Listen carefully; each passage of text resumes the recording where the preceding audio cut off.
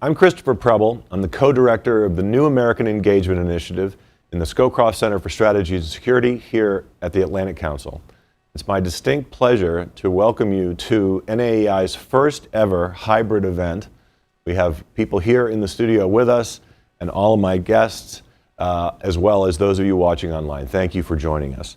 Today we're talking about the new MAD, Massive Attacks of Disruption, based on Dr. Harlan Ullman's book, The Fifth Horseman and the New MAD, How Massive Attacks of Disruption Became the Looming Existential Danger to a Divided Nation and the World at Large. Thank you for joining me. The purpose of this event is to focus on how the traditional threats that we've thought of for most of human history are evolving and changing. The interconnectedness of the world poses a new challenge for the United States, which it is not currently organized to address. And this is what Dr. Ullman gets into in this book. The event will feature a discussion meant to help policymakers better prioritize and address these threats and consider how institutions must be adapted to keep the United States safe and secure. I'm joined here by the author, Dr. Harlan Ullman. He is a senior advisor here at the Atlantic Council and also chairman of the Killowen Group. We'll hear from him first. Then we'll hear from Susan Eisenhower. Susan is the founder and president of the Eisenhower Group and chairman emerita of the Eisenhower Institute. Our next speaker will be Admiral James Foggo. He's the dean of the Center for Maritime Strategy at the Navy League, and also a distinguished fellow in the Center for European Policy Analysis. And our last speaker on the panel will be Dr. Isabel Sawhill, who's a senior fellow in the economics program at the Brookings Institution. I don't want to take any time away from this discussion. We'll have lots of time for questions and answers. All of you here in the audience are invited to think of your questions as we go, but also we're able to take questions from those of you watching online. So with that, I'll turn it over to Dr. Harlan Ullman. Harlan, go ahead. Chris, first of all, thank you very much. Thank the Atlantic Council. Thank you for coming, and in particular, Susan, Jamie, and Belle, thank you for being here. You're going to add a great dimension to this, and I might note, this is also a great book, Susan Eisenhower's How Ike Led, Read This About Leadership. The title of my book is rather long, and I will go into some detail, but the new MAD, Massive Attacks of Disruption, became the looming existential danger to a divided nation and the world at large. Let me make three conclusive points. First, wars kill millions. Disruption kills billions. Second, we are unaware of the collective nature of this danger. I invented the term about a dozen years ago, but there was no coherence that brought it together. And third, we are unprepared for what's coming. Right now, there are no preparations for COVID 2021. What do we do with Russia and China? So let me give you a visual image of where we are. The original MAD during the Cold War stood for Mutual Assured Destruction. What that meant was the United States, Britain and France, and the Soviet Union possessed tens of thousands of nuclear and thermonuclear weapons. A nuclear weapon was so powerful that it was measured in thousands of tons of TNT. A thermonuclear weapon was measured in mega, or millions of tons. And if a 10 megaton warhead was blown up over the Atlantic Council, the crater of the hole would probably extend to Capitol Hill and to Georgetown and probably across the river. But how many people died under a mushroom-shaped cloud during the Cold War? Zero. It was deterrable. About 2.5 years ago, a new fifth horseman of the apocalypse came into view carrying a new version of massive attacks of disruption in the form of COVID. Since then, at least 1 million Americans have died. That's more Americans who were killed in every single battlefield that we have fought since 1775. And what have we made of it? As Stalin said infamously, one death is a tragedy, 1 million is a statistic. And we have turned this into a statistic, and we need to do things. So I will come up with 3 big takeaways when I finish. I want to take you on a very, very quick excursion, travelogue through my book, and be thankful it's only 10 chapters long, so it'll be very, very brief. The book starts with a preface on January 20th, 2029, when the 48th President of the United States takes office in a secure location, which is a concrete iceberg that is the new White House. Because in the preface, the old White House, part of Capitol Hill, and the Supreme Court have been destroyed by domestic terrorists, American terrorists, operating under the call sign of DAN for Destroy America Now. And the preface is really a bit of shock and awe to get the reader's attention. The first chapter elaborates as to how we got into this situation of why massive attacks of disruption are indeed so dangerous. What's happened over the years, disruption has been part of human society. And disruption can be for good or evil. The Industrial Revolution, the Information Revolution, the American Revolution were all powerful forces for good. But on the other side, there have been very, very negative things that happen. One of the reasons why this has occurred is because technology, through the diffusion of power and globalization, have created huge dependencies, interdependencies, vulnerabilities, and fragilities in society. And these have increased. The examples are just many. A huge ship goes aground in the Suez Canal. Supply chains are interrupted for months. Chip manufacturers cannot manufacture. Detroit cannot make automobiles. Now imagine you were without your cell phone, or the internet, or electrical power, or water. And all these things have been created by acts of man and acts of nature. Or heaven forbid, you drive up to a gas pump where gas is going to cost you $6 a gallon and the chip is not functioning. So we are a society on the one hand where our standards of living have hugely increased, but our mutual vulnerabilities have also increased and we don't recognize it. The second chapter goes into some of the major disruptors with scenarios as to how each of these disruptors is extremely dangerous. I list 7. And you can, of course, have your own list. The first and potentially most dangerous is failed and failing government. And I cannot make this point strongly enough. At risk here is our Constitution. The reason I say that is that our Constitution is based on checks and balances. But checks and balances only work if one of several conditions are in place. The first is that one party has a veto-proof majority of both ends of Pennsylvania Avenue and 5 votes on the Supreme Court. And even when Roosevelt had that in the 30s, he didn't have 5 seats on the Supreme Court. Or a crisis. On December 6th, the United States, 1941, was terribly divided about what to do in terms of the war. It only passed the draft by 1 vote. And what happened on December 7th? Pearl Harbor rallied the nation. Well, we have a bigger crisis. About 300,000 Americans died in World War II. 1 million people have died of COVID. And what has COVID done? It has divided the nation further. Nobody agrees on masks, on shots, on all sorts of things. You can have civility and compromise. Has that occurred? And so the whole notion of checks and balances in a divided country has been severely impaired. Next is climate change. Now, some people doubt climate change. But the fact of the matter is, sea levels are rising, temperatures are rising, and ice caps are melting. And if you live in Annapolis, the U.S. Naval Academy, which Admiral Foggo and I are graduates, risks becoming the submarine school in the future as it becomes submerged under the Severn River. So climate change is here, whether it's existential or not, the danger is real. Cyber and social media, we're all too aware of what cyber has done in terms of attacks, what it could do.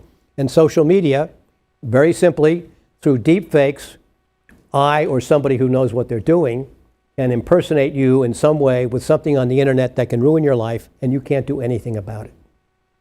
Terror, the next of the huge disruptors. Terror has now shifted to the domestic scene. Since 9/11, there has only been 1 foreign terrorist attack on the United States. All the other attacks have been by naturalized or U.S. citizens. And the one foreigner was a Saudi naval officer who was undergoing flight training at Pensacola. Debt. Our debt is $30 trillion a year. This year's budget is just under, for the federal government, $6 trillion, of which about $1.8 trillion is deficit spending. What happens when interest rates go to 5%? You have $1.5 trillion in interest payments. That would be 25% of the budget. What do you do about that? And then I think one of the most interesting disruptors of all are drones. Now, supposing drones had been in the hands of the insurrectionists of January 6th with a stick of dynamite, what damage they could have been done. But also, drones have a long-term problem constitutionally. People are worried about crime.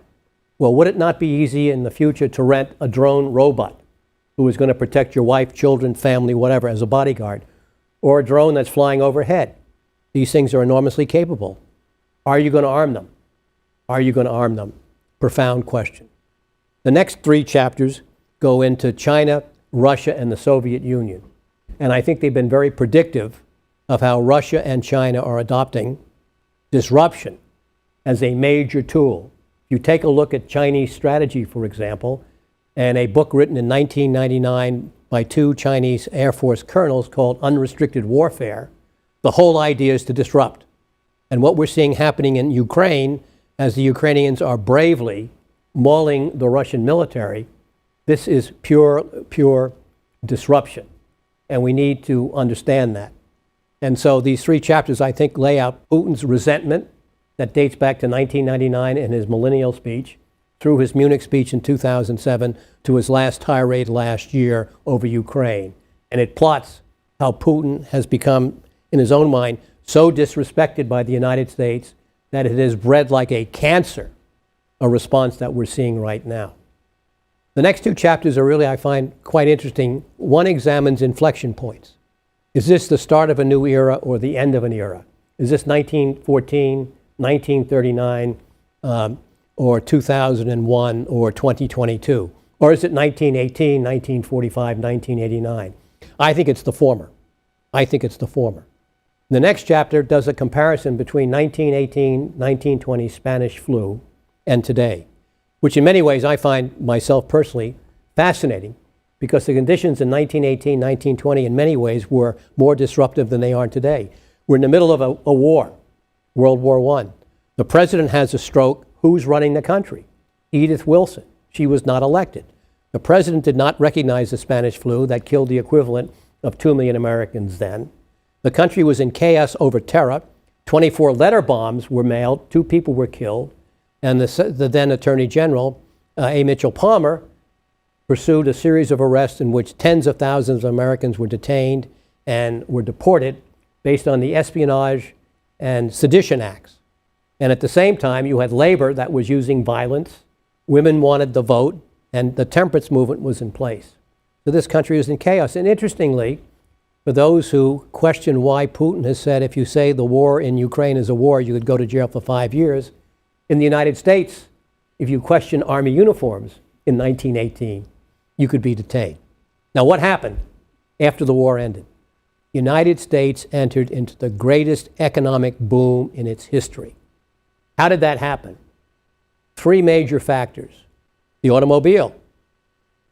Henry Ford and Walter Chrysler were manufacturing cars that were inexpensive. You could get it any color you wanted as long as it was black.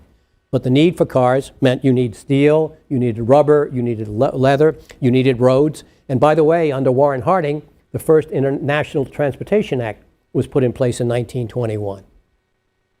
Then, of course, we had electrification. If you read President Jimmy Carter's book, Why Not the Best, he talks about how the Rural Electrification Agency changed America.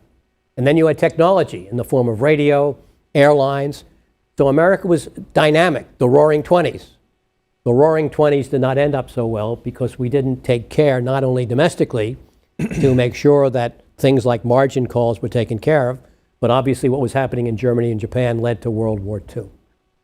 Let me give you 3 big takeaways.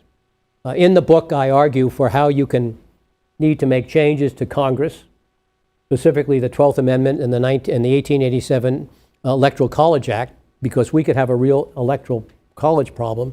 What we need to do in the executive branch, because quite frankly, the executive branch is still very much designed today as it was under George Washington and needs modernization. And we need to take a look at things as the National Security Act and a whole raft of other specific areas. But let me give you 3 big takeaways. First, massive attacks of disruption are indeed the biggest existential danger we face, and Russia and China North Korea and Iran are part of them. But we do not understand that it's a coherent problem that we have to face, and we are unprepared to do that. And the book talks about how we can do that. Second, we need a new national infrastructure investment program that's modeled after the 1923 one. Now, the administration and Congress have passed a $1 trillion plus infrastructure bill. I've got bad news. It's not going to work. It's not going to work well for two reasons. One, it's sent out basically to states, so there's very little coordination. And while Mitch Landrieu, who is a very competent mayor of New Orleans, and Pete Buttigieg, who's Secretary of Transportation, are in charge, they don't have sufficient oversight. So what do we need to do? During World War II, we had war bonds. People bought war bonds. I argue that what we need to do is raise about $3 trillion in which the public will buy infrastructure bonds. To incentivize them, we will pay 2 or 3% over prime, and that will be adjusted over time. They will be guaranteed by the US government, and they will be repaid by user fees and tolls. But more importantly, we'll do what we did during the so-called TARP, Troubled Asset Relief Program, that was put in place in 2008 after the fiscal crisis. Now, what happened was when we invested $800 billion to make private banks public, we took out warrants. We had ownership in terms of stock, convertible debt, and in terms of warrants. So when the banks got well very quickly, we had a piece of the action. And so not only was the $800 billion returned, but we got something like $10 billion in profit. We can do the same thing here. I'm talking about infrastructure across the board, not just roads and airports and highways. I'm talking about medical infrastructure. I'm talking about supply chain infrastructure. I'm talking about R&D structure. I'm talking about all the things, education, that we need to do. And we can take a piece of the action. If you, for example, are investing in environmental infrastructure, take 5% of the company. We can do that. Make the government entrepreneurial. This is, after all, supposed to be a capitalist society. And one of the strongest supporters of this, by the way, is Jack Reed, who, when TARP came out, made the notion of warrants available and put that into practice. So we can do that. And $3 or $4 trillion will put this country on a competitive footing that will last for the rest of the century, in my view. Thirdly and last, we need a new national security strategy. With all deference to the many people, and this strategy goes back basically beyond the George W. Bush administration to Obama, but it's been carried through. The basis of our strategy is to contain, deter, and if war comes, defeat Russia, China, North Korea, and Iran. I would say that this strategy is not doing very, very well. Take a look at China. With wolf warrior diplomacy, China is becoming far more aggressive. China has militarized the small islands in the South China Sea. I'm sure fascinates Admiral Foggo because it's a target-rich environment. But the fact of the matter is we've not contained and we've not deterred China. Russia and Ukraine. How have we contained and deterred Russia? So I argue that we need a new strategy. And part of this strategy calls for a new defense. We have a profound problem with defense. We have the best military in the world, but there are two looming issues. First, the budget. Everybody wants to spend more money for defense, about $780 billion a year. We got a real problem. In 1962, the defense budget was 50% of the federal budget. It was 10% of GDP. Why? We weren't spending on anything else. Today, the defense budget is 3.8% of GDP and 15% of the federal budget. Why? Because you're paying for Medicare, you're paying for Social Security, you're paying for education, and you're going to be paying greater interest rates. So we cannot afford that.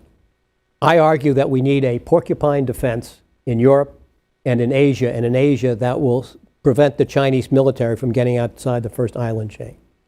It's a really upgrade of what the Ukrainians are doing on steroids. Now suppose the war started in Ukraine, or should I say special military operations, because I don't want the SVR coming to arrest me and sending me to the gulag. Supposing they started with 1,000 drones. They had 20. These things are incredible. 1,000 drones. Supposing they had 15,000 Stingers, 15,000 Javelins. Supposing they had aerostats with long-range radars. Supposing they had long-range fire. Supposing they had deception. They had other kinds of disinformation systems. And supposing they had a particular way of decapitation. They've killed 6 generals and I don't know how many colonels. Take out the leadership. What would have happened? Well, we can do that in NATO. NATO has no army. It's 30 members, well, I should say 29 members because Iceland doesn't have an army, have armies. We need to shift to this so that if the Russians have any idea of moving in to the Baltics, they will be annihilated. And we don't take the entire defense package and put into Porcupine, take about half, and the remaining half are traditional systems, so if we have to go onto the offensive with Navy carriers, with tanks, et cetera, we can do that. This would require, in my mind, less than 1 million people, down from about 1.3 million. It would be more affordable and cost something on the order of $650 billion a year with modest increases. And it will sustain the industrial base. Can we do that? I think we're going to have to. Otherwise, we're going to inherit a hollow force that I was in after the Vietnam War, and we cannot replace that. My conclusions. We got to understand what the problem is. We have to come together to deal with it. I think a 1923 investment fund is the way to do that, and I think we need a new strategy. At the beginning of his great book, Charles Dickens, in A Tale of Two Cities, said, it was the best of times, it was the worst of times. I would say this is the most disruptive of times.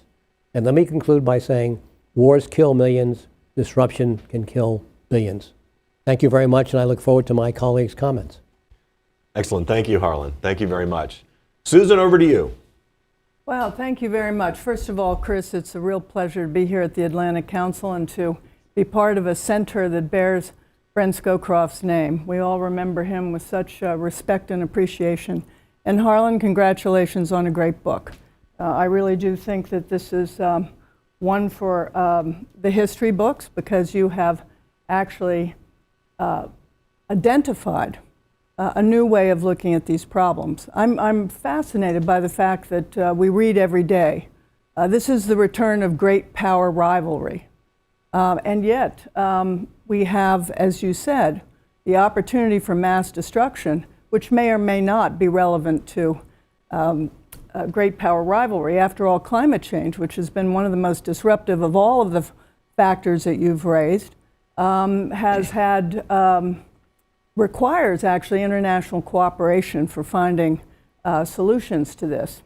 So let me say that one of the things I really loved about, well, there are 2 things I really loved about your book. The one that I just mentioned, which is that it adds a kind of depth to what is, I think, a fairly superficial assessment of what we're facing right now.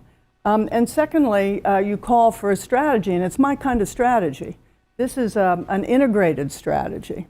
It's one that brings all of the factors together, and frankly, not since Dwight Eisenhower have we really had a presidency that focused on an integrated way of looking at national security, for instance.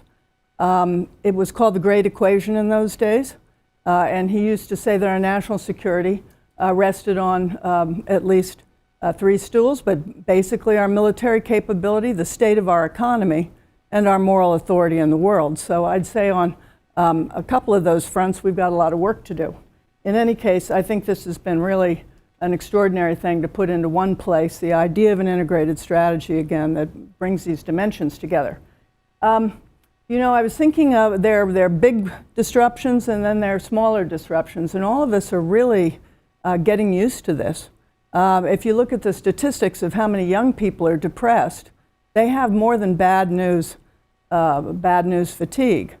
They are suffering from a sense that there is nothing to be optimistic about at all. And so just think about it. Since 2001, we had the World Trade Center attacks and our response to that became forever wars. Well, that's in 2003, of course, and we had the financial crisis in 2008, not that much later. We had all kinds of issues related to out-of-area activity that was identified in places like Syria and Libya and elsewhere. And then you have really the stress points indicated by the last 5 years of our political lives here. And all these taken together are indeed very disturbing. But so much of this disruption could be mitigated in some ways by putting more of an emphasis on diplomacy and actually international relations. You remember that word? Wow. International relations. Sometimes I have to explain it to my students, like, what is that? Diplomacy, of course, and also I would emphasize rules of the road. You know, it's really shocking and perfectly scary that not only do we not have rules of the road for cybersecurity, but we don't have rules of the road for ASATs in space, all kinds of saber rattling about how we're going to have war up in space. We need to add that one to the list because that doesn't sound like anybody's going to come out of it in a good position. And finally, on drones, I would say that one reason I would be a little bit more cautious about that is simply the capacity of our rivals or enemies to do the same thing to us. And after 2003 or 9/11 and 2003 onwards, I was wondering when are they going to go down to, remember the place called Radio Shack? You could buy a drone for a couple $100, and I thought, wow, what would it take to weaponize something like that? And here I am routinely walking down the streets of Washington. So let me just kind of wrap up by saying that I agree that we're wholly unprepared about it, but as much as anything else, we're wholly unprepared about how to think about it. And this is a very, very big part. You combine that with a failure of education in our country. All you have to do is look at the completion rates for community college and even anywhere along the educational system. And indeed, we have, along with social media, significant worries about our capacity to engage the public around complex issues. So let me say, I know that many leaders have different attributes. I would say that Dwight Eisenhower, as outlined in my book, always identified people who had an imagination. He put this in his diary. He thought imagination was extraordinarily important, and this is what you've done. You've used your imagination in this book. But I would really call on everybody to think about an imagination that's grounded in a strategy that's capable of offering an integrated way to tackle our challenges. And I think that this is going to be critical in nature, but if we don't figure out how to do it, we could end up being very sorry indeed. Thank you. Thank you, Susan. We're going to turn to Admiral Foggo. I'll remind everyone who's watching online to submit questions, or for those of you here in the audience are invited to do that as well. Admiral Foggo. Well, Chris, Harlan, Susan, Bill, thank you very much. Great to be here in the Atlantic Council, currently the House of Fred Kempe and many other friends, Ian Brzezinski and Magnus Nordman, and too many others to name. I'm delighted to kick off your new book, Harlan, The Fifth Horseman of New Med. I think it's, if not your best, one of your best, and I've read many of your others. There are 7 disruptors in the book. It would take us a long time to dive into each one of them, so I picked really 2 of the principal disruptors I want to talk about based on my experience, and that is failed or failing government. Now, in your last chapter, you say you want positive people, so when I saw that term, failed or failing government, I'm a glass half full kind of guy. I interpret that as people who have the best of intentions, well-educated people, but not fully executing a strategy that is one that we want for our country and need for our country. So let me talk a little bit about COVID first, and then second, the 21st century approach to 2 of the 5 adversaries that are in the National Defense Strategy, and that's China, the pacing or chronic threat, and the new term, Russia, the acute threat. So the second disruptor I'll talk about is the debt, and I'll get to that in a minute. As far as COVID goes, I was at the epicenter of the COVID virus before it hit the United States while stationed in Italy. I'd been over there for about 9 years off and on, and as Commander Naval Forces Europe, I had cognizance and accountability for tens of thousands of naval personnel, everywhere from Rome to Gaeta to Naples to Sigonella, and we also had bases in Aviano, the air base, and Vicenza. This thing swept on us after the New Year, the Chinese New Year in January 2020, and before we knew it, we were up to 1,000 deaths a day in Italy. We were woefully unprepared, and I don't think there's any argument about that. We didn't have enough N95 masks, and so we made our own. And in absence of guidance coming from the United States, a good commander makes up his own. So the first thing I did was read The Great Influenza by John Barry as I saw this thing taking form. And then we took charge of our own destiny. We had one PCR machine in the entire theater in Europe. And if you want to try to get ships at sea, and we saw what transpired with the Theodore Roosevelt, the carrier in Guam, you've got to be able to do contact tracing and isolation and testing. One sailor does not make or break a destroyer, but it can hurt a critical rate if he doesn't go to sea. So we'd find out who those people were, test them with swabs, and then fly this fleet of C-26 aircraft, twin-engine King Air aircraft, all around the theater to pick up these swabs and take them to Ramstein Air Force Base for testing in 24 hours. Now, the American pilots that flew those were Navy pilots. They were volunteers. They were doing this on part-time because they had a lot of aviators there. They dubiously named the aircraft the Mucus Express. Now, that is positivism on the part of Americans who kept their sense of humor in a crisis. But it worked. And we micromanaged this with VTCs. I was doing VTCs with my admirals every day, from the top down to commodores and captains throughout the theater. We didn't lose one person, and we were very proud of that. But we got to take some lessons learned from this. I wrote about it in the April 2020 proceedings, where I called the whole thing the seventh domain of warfare. I believe the sixth domain is logistics. We can talk about that another time. Seventh domain, germs in the biosphere we live in. And if anybody wants to pull that up and take a look at it, don't hesitate to give me your feedback. Now, on the failed and failing government with regards to China and Russia, you know, one of the things I've noticed over my time, 40 years in uniform, is America runs to the sound of the guns. We never have enough stuff in the right place. So when a crisis happens, it can be in the high north, the Baltic, the Black Sea, we run to the sounds of the guns. And oddly enough, with all of the effort that we put into a national security strategy, the D for diplomacy, the I for information, the E for economic means, do not prevent crisis. So something's wrong with our strategy, and we always rely on the military to go in and do the mop-up operation. Part of this running to the sound of the guns was evident in Afghanistan, a hasty withdrawal which turned out to be absolutely terrible, and the loss of 13 Marines and a sailor and an Army sergeant at the gate. And I regret that. I think we can do better. Harlan, you talk about this in the book when you say, you know, why did we withdraw from JCPOA? Why weren't we prepared or better prepared for the crisis in Ukraine? I submit that the Russians have always maintained that they would not tolerate NATO expansionism. Doesn't mean we don't have to do it. We should have seen the warning signs. I've been pitching around the Washington area and some of the news media my boiling frog scenario. And it starts in 2007, not 2014, with the withdrawal, the Russian withdrawal from the Conventional Forces Europe Agreement. And that was brokered and messaged to us by Yuri Balyaevsky, the Russian chief of defense, when he came here for his first meeting with Admiral Mullen. The second thing I want to talk about is the impact of our debt on our national security strategy and what we have to do in the future. When Admiral Mike Mullen, who I work for as chairman of the Joint Chiefs, arguably one of the best in my book, but I'm biased, was a ZA in the bunker for 2 years. When he walked out the door from the Pentagon, he said, somebody asked him, what's the greatest threat to our nation and our national security strategy? He said, our debt. Harlan, you spell this out. At the time of Mike Mullen, it was China was underwriting $1.7 trillion in our treasury bonds. Now in your book, it's up to $3 trillion. You know, how much longer can we sustain that? And what kind of things can we buy with a $767 billion and rising defense budget?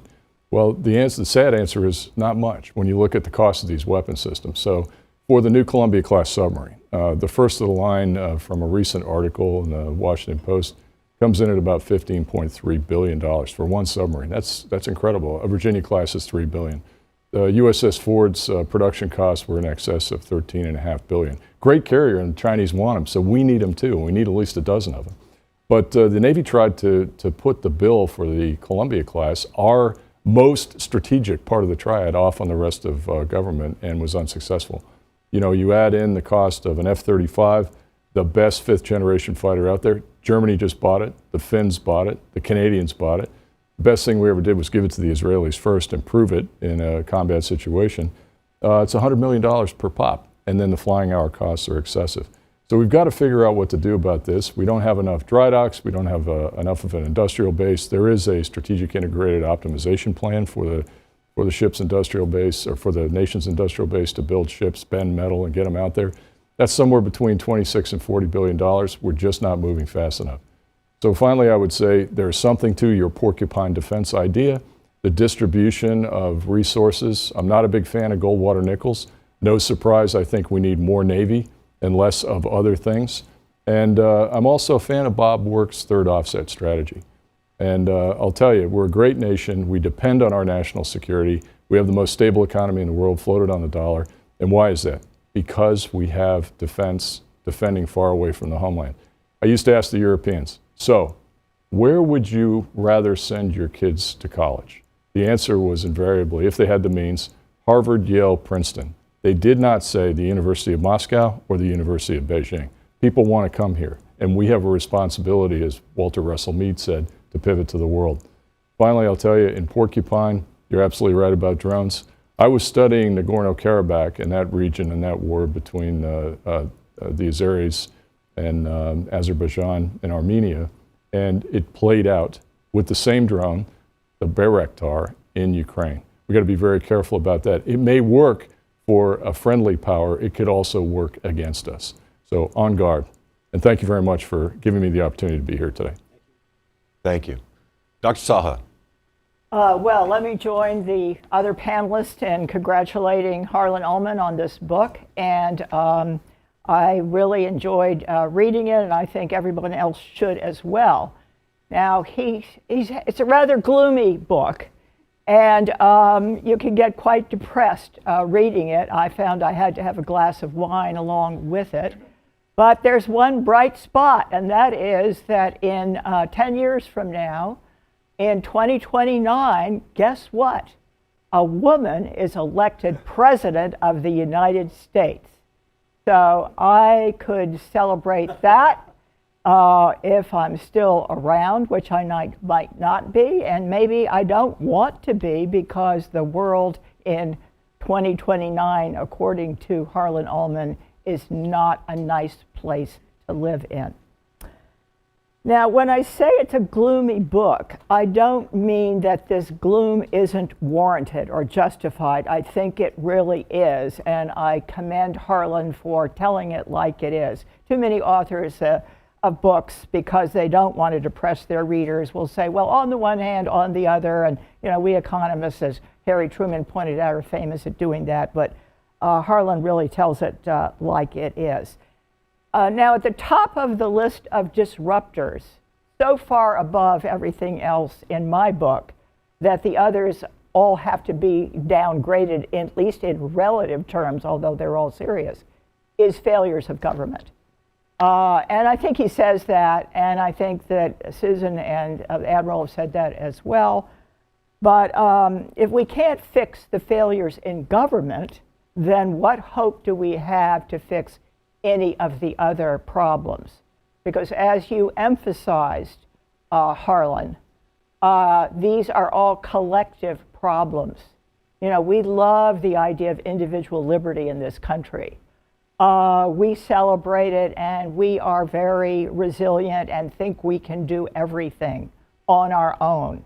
But these problems cannot be solved except with some kind of collective effort, and that means governance. So first and foremost of all these disruptors is this problem in government.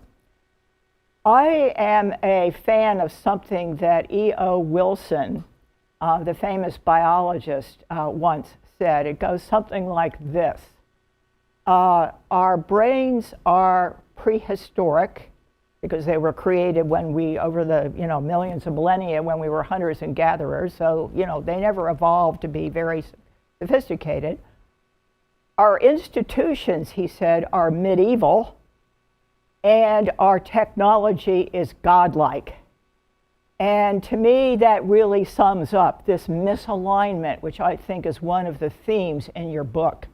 And I particularly want to talk about the medieval institutions. And, sometimes history isn't a linear progression forward. Sometimes, and democracy in particular, things can go backwards. and this is not something we should assume we don't have to worry about. And I mean, if we look at the data on how the public feels at this point, the US government is getting failing grades. I've looked at the data coming out of Cambridge University, one of their public policy units, and it shows that in the first decade of this century, the proportion of people who thought our democracy was in deep trouble or unsuccessful was about 20%. It's now, since just in the last decade or so, it's gone up to over 50%. That's the US public's view of US democracy. If you look at the Pew polls on this, they show that the proportion of Americans that want significant changes in the structure and the design of government, now these are not little modest tweaks, is 62% in 2020. So the public is well aware of these problems in government and really would like them fixed. And as you point out in the book, most people in America are somewhere in the middle, 2/3 or more. And these extremes on both the right and the left are dominating the conversation and even the action. So what would these structural changes look like? Harlan Ullman believes, and so do I, that a constitution that was created in the late 18th century will not do in the 21st century. And he notes that Thomas Jefferson himself said that the Constitution of the US should be revised every generation. And we have done a little twiddling around the edges, arguably, but no real revision. And as Harlan notes, the checks and balances that were designed by the founders just don't work in a society which is a 51-49% society. And I agree with that as well. Now, the problem, of course, is we have a catch-22. Government is the only entity that can fix government. So it's as if the fox is in charge of the chicken house. And furthermore, it's gotten so bad that the foxes are even thinking about eating the chickens and destroying our democratic process and our democracy itself as a result. I remind everyone that 2/3 of Republicans, 1/3 of the public at large, believes that the steal of the 2020 election was real. And that figure, I expected that figure to go down, especially after January 6th. It has not gone down. I've been checking that. Another disturbing piece of data on all of this, the proportion of people who believe that there is a cabal of pedophiles who are they're Satan worshiping, and they're kidnapping children and drinking their blood, and they're running our government and our other institutions. And this is a direct quote from the poll. When asked whether American patriots may have to resort to violence, and a very troubling proportion of the American public, about 10%, about 20% of Republicans say yes, violence is justified. So these beliefs are not declining, they are growing. Now, at the same time that I think we need to worry about these attitudes and about our democracy, I think we need to worry, and again, the book really emphasizes this, about whether we have the expertise to deal with these problems. And the founders understood that they called it factionalism, and they were worried about majorities who could go wild. And so there's a certain set of things that I think you have to delegate to institutions that are somewhat protected from political processes and can get on with the job, which may be a very difficult job with all of these disruptors, of fixing the problem. You know, the classic example is the Federal Reserve. You know, it's a quasi-independent body, members appointed by the president, but then once they're there, they're given a reasonably free rein. When I was in the Clinton administration, associate director of OMB, we were told in no uncertain terms were we ever to talk about monetary policy, because that would be interfering with the Fed's independence. And of course, the Fed has a huge problem right now achieving its own mission of maximizing employment without inflation, with inflation being the big one. I think Harlan understands the importance of these quasi-independent institutions, and he comes up with this idea of a national investment bank. I actually had a similar idea in my 2018 book called The Forgotten Americans. I called for something similar. Now, he thinks it can be done largely with a public-private relationships or partnerships, and with floating some bonds that the public will buy. He just told you about that. And that there will be a rate of return on infrastructure projects, for example, that will pay for the financing costs. I'm a little less optimistic about that than he is. It's a great idea, but the kind of money that would be needed to capitalize such a bank originally, and the idea that there's always going to be a private sector rate of return that is going to work with respect to all of these disruptors, I don't think is the case. I mean, think about basic research. Think about regulating social media and drones. Think about all the other problems he talks about. It's just going to cost money. And Admiral, you talked about what things are going to cost. And so we're going to need to raise taxes, to put it very simply. Yes, we can cut spending, but as the Admiral suggested, it's not going to be easy, if possible at all. Can we, thank you very much. Yeah. I want to make sure we have time for... And my book is gloomy. Yeah. I did want to end by really just congratulating Harlan. Congratulations to Harlan. Thank you for that. And also talk about the debt, if we could get to that. That's right. So we have a little bit of time for questions. Harlan, if you wanted to pick up on one or two points that the panelists made, or we can go to questions. I do have questions here from the audience online, as well as perhaps questions here in the studio with us. No, I'll summarize, but why don't you go ahead, Chris? All right. So Jack Kropansky asked several good questions. I'm going to ask you two of the shorter ones because I think you can get some good answers from this. The first is, we haven't really talked about this, interestingly. Jack Kropansky asks, is the media part of the solution or more a part of the problem? So that's a good short question, which lends itself to a really long answer. Right. And then the second question has to do with popular protests, right? So we've seen over the course of American history, the Vietnam era, Civil War, civil rights protests in the 1960s, Black Lives Matter more recently. Are these mass disruptive popular protests? Are these forms of disruption, or do you put those in a different category? The answer to the first question is both.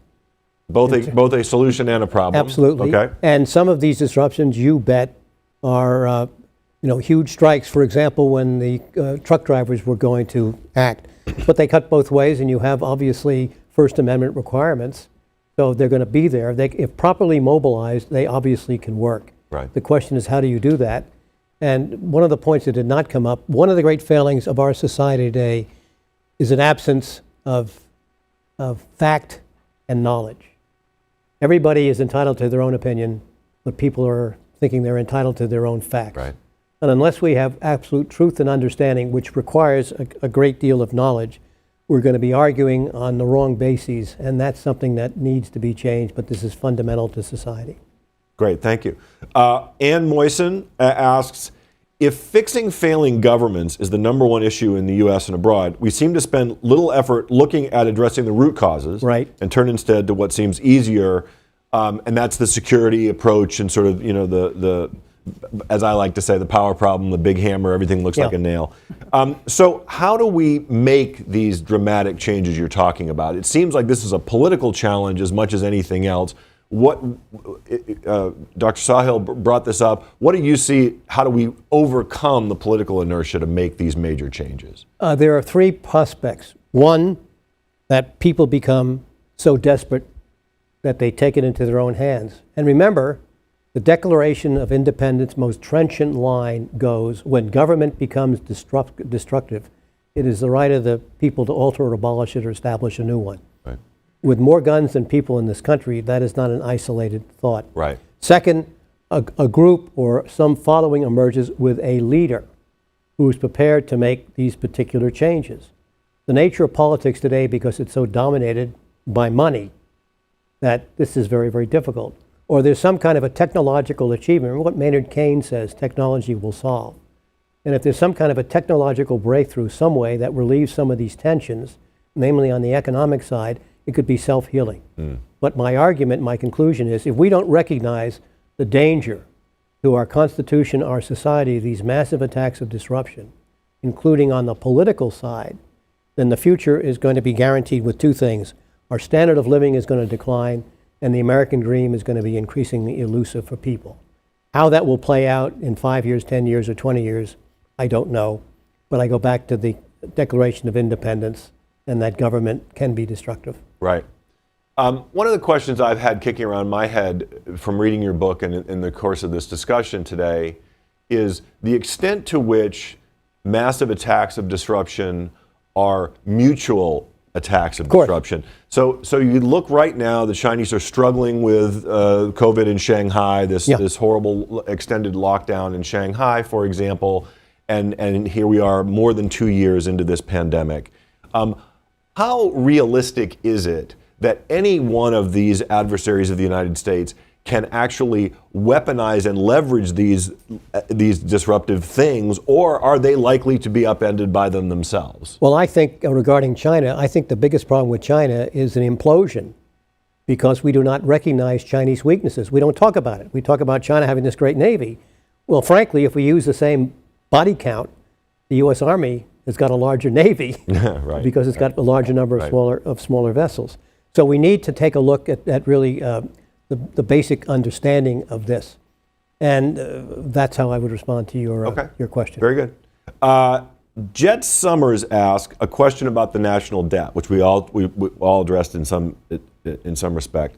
And Dr. Sawhill at the very end mentioned taxes. Now, this is something that has not come up yet in the discussion. I'd really like you to respond to this because Jet Summers points out overall U.S. income taxes are at their lowest in our recent history, and they fall mostly on the working middle class. So can we actually solve this problem as you propose based on what is essentially a voluntary tax, right? Buying of a bond is a voluntary tax. People choose to invest in the government in return for some sort of future return, or do you think that this actually does require income tax increases or other tax increases like Dr. Sawhill raised at the end?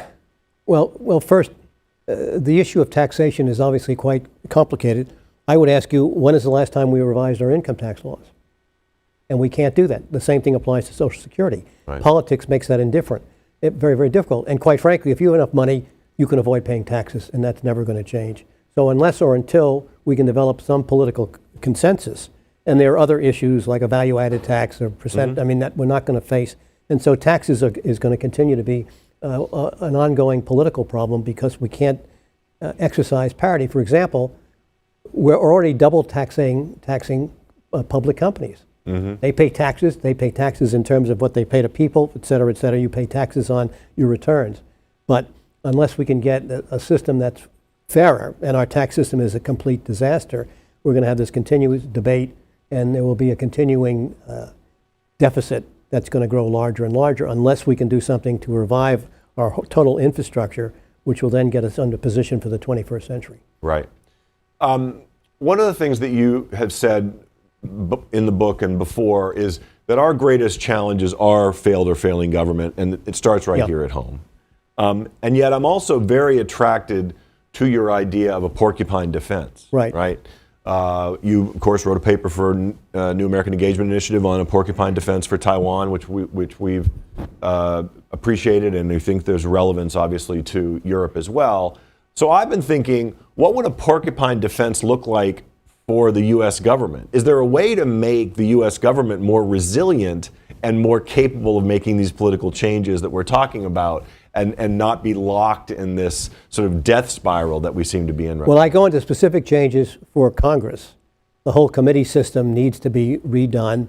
Congress needs a National Security Council sort of committee that can meet with the White House so that Congress is in on the takeoff as well as the landing.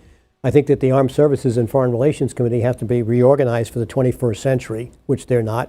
And certainly in the executive branch, we need to redo cabinet government. We've got 15 cabinet positions. We have a Department of Education. Why don't we have a Department of Learning? We have a Department of Agriculture. Can anybody tell me how many private farmers there are in the United States? They're statistically not relevant. And how the cabinet is organized. We talk about this whole of government. We ought to be talking about men on the moon. This is a fiction because it is not organized. Who is the government's chief operating officer? Right. And we really don't have one. So I go into great detail about how we can fix that, how we can change the National Security Act, and how we have to change our our national security structure. The State Department, the Pentagon, and the CIA are all organized differently. So when you have to have a meeting of principals in the White House, instead of having a small number, you have a huge number. And so there are things that can be done that have to be done. But unfortunately, time is the enemy. Right. The president comes in, this administration still does not have a fully formed government. Right. We don't have ambassadors, as Jamie pointed out, in countries where we need to have ambassadors. There's no ambassador in Ukraine, so forth. And so we've got to be able to do something. And I go into the book an elaborate way about how we fix a lot of these problems, including revising the Goldwater-Nichols Act in the Department of Defense, which is impeding the way we're dealing with our officer corps and ignores the enlisted corps. This has got to be done. Right. All right, so we have just a few minutes left, and I want to go back to our panelists. Just one note from this book on an optimistic note. So to Dr. Sawhill first, you wanted to end on an optimistic note. For those people who haven't had a chance to read the book, what do you see as the most optimistic thing to come out of this that you think is an actionable, something that we can move forward to deal with these massive attacks of disruption? And I go to you first, but I'll ask Admiral Foggo and Susan as well. Well, a couple of points. First of all, Harlan does point out that all of these disruptors have a positive side. With genomic medicine, we may be able to get rid of disease. I mean, I could go on. Artificial intelligence can totally change our lives. I mean, there are many, many positive sides to all of the disruptors. So a two-sided coin. Or almost all of them. Two-sided coin. Yeah. Second point that I picked up in the book and from elsewhere, but I think mainly from this book, you'll have to tell me if I got my source wrong here, is the idea of a national referendum. Didn't you talk about that? Yes, on various issues as well as complete mandatory voting. Of course, the main example that everybody knows about that right now is Brexit, which maybe didn't turn out so well. Okay. But the idea would be through a national referendum to make these data that I cited and many others like that data that shows how unhappy the public is.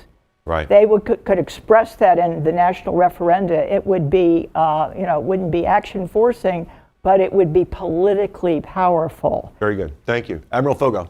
Yeah, easy question, easy answer. When branding my Center for Maritime Strategy, I had to come up with a logo. And this is it. I don't think you can see it on the camera, but on the bottom of that logo is Semper Invictus. Everybody has a Semper. Semper Fi, Semper Paratus, Semper Invictus. Always undefeated. Always undefeated. 1776, John Paul Jones was never defeated, and the United States Navy and the maritime forces are not about to be defeated today. So that's the positivism coming from the Navy and Marine Corps side, Harlan. Okay, thank you. Susan. I think the good news and the optimism in the book is that we have a distinguished Washington analyst who's given us some ideas. And now we can start talking about them, and this is the time we really have to begin to widen our nets and talk to more individuals who care about the future of this country. Great, very good. Well, everyone, thanks to all of you for joining today. A reminder, the book is The Fifth Horseman and the New Mad, How Massive Attacks of Disruption Became the Looming Existential Danger to a Divided Nation and the World at Large. The author is Dr. Harlan Ullman. Harlan, thank you so Chris, much. thank you very much for being here, for And having thank this you. discussion. Thanks to all of you who are watching online, and a special thank you to our studio audience, the first ever hybrid event hosted by the New American Engagement Initiative, so thank you very much. On behalf of all of my colleagues, the New American Engagement Initiative and the Scowcroft Center for Strategy and Security, and here at the Atlantic Council, thank you all very much, and I hope to see you again real soon.